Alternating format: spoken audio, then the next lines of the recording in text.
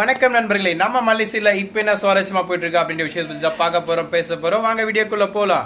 ஆமாங்க, இப்போ என்ன சுவாரஸ்யமா போயிட்டு இருக்குன்னு பாத்தீங்கன்னா, நம்ம மல்லி தான் காசு கொடுத்து நடிக்க வச்சாங்க அப்படின்னு சொல்லிட்டு ராஜேஸ்வரி ரஞ்சிதா இவங்க 2 பேரும் சொன்னதை கேட்டு அந்த நாடி ஜோசியர் சொல்லிடுறாருங்க.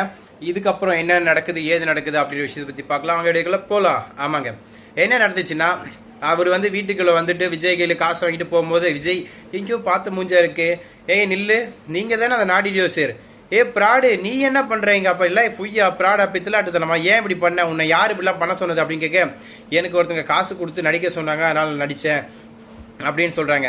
உனக்கு காசு கொடுத்துச்சு ஒரு பொண்ணு, யாரு என்ன அப்படின்லாம் கேட்கிறப்போ அது ஒரு பொண்ணு அப்படின்னு சொல்லுவோம்.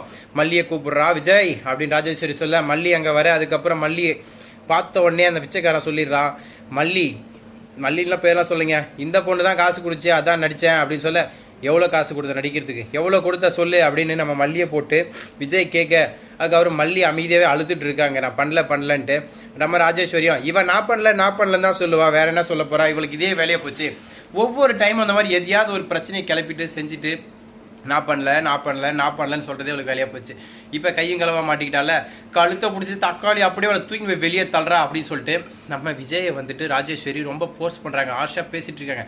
இந்த டைம்ல விஜய் ஒண்ணுமே பேசாம ரூமுக்குள்ள போயிடுறாருங்க. ஏன் எதனாலன்னு பாத்தீங்கன்னா, நம்ம வெண்பா குட்டி கஸ்டடி கேஸ் வந்துருச்சுங்க.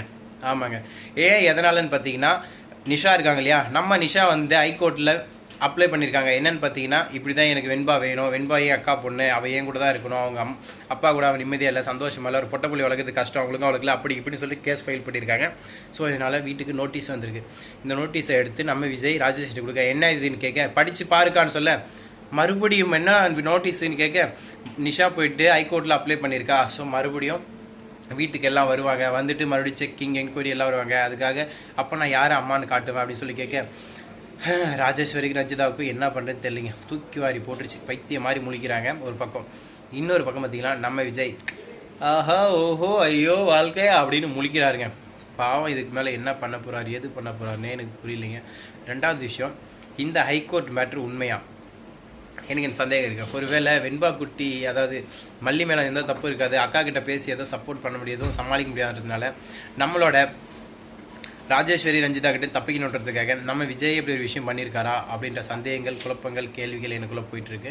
வியூஸ் அவங்களுக்குள்ளே போயிட்டு இருக்குன்னு எனக்கு தெரியும். ஆனால் அவ்வளோ நீங்கள் யாரும் டென்ஷனாக வேணாங்க. டென்ஷன் ஆகிற அளவுக்கு ஒருத்தான விஷயம் எதுவுமே இங்கே இல்லை. ஆல்வேஸ் வெல்கம் டு யூ அப்படின்ற மாதிரி எந்த பிரச்சனையும் இல்லாமல் நல்லபடியாக விஜய் மல்லியும் ஒன்று சேருவாங்க. இது இந்த அருளோட வாக்கு இல்லைங்க, நம்ம டைரக்டரோட வாக்கு. ஆமாங்க, அந்த ஆள் அப்படி தான் அடிக்கடி குடிப்பதில் மாற்றிக்கிட்டே இருப்பார். இன்னைக்கு ஒன்று சேருவாங்க, நாளைக்கு பிரித்து விட்ருவாங்க, நாளைக்கு சேர்த்து வைப்பாங்க, பிரித்து வைப்பாங்க. இதே வேலையாக போச்சு இந்த டைரக்டருக்கு. இவரை நான் என்ன பண்ணுறது சொல்லுங்கள். இதுக்கு தான் அந்த வாழ்க்கையில் நான் யாரையுமே நம்புறதில்லை. மெயினாக ரோஸ் கலர் சொக்காவும் கருப்பு கலர் டவுசரும் போட்ட எந்த பையனுமே நான் நம்பதில்லை. எல்லாம் திட்டு பசங்க சார். ஆனால் இப்படியே சுற்றிட்டு வந்துட்டு போயிட்டு வெறுப்பேற்றிட்டே இருப்பாங்க. அதனால தான் சொல்கிறேன், நம்ம விஜயே இதுக்கு மேலே நம்பக்கூடாது. ஓகேங்களா, இப்படி தான் போயிட்டுருக்கு. இதுக்கப்புறம் வேறு என்ன விறுவிறுப்பாக சுறுசுறுப்பாக சுவாரஸ்யமாக சின்சியராக ஸ்வீட் அண்ட் க்யூட்டாக ஆட்டாக போயிட்டுருக்குன்றத அடுத்தடுத்த வீடியோவில் அப்ளை பண்ணிகிட்டே இருக்கேன். என்னோட வீடியோ பிடிச்சா மறக்காமல் சப்ஸ்கிரைப், லைக், சப்போர்ட், ஷேர் பண்ணி என்கரேஜ் பண்ணுங்க மக்களே. தேங்க்யூ ஸோ மச், பாய்.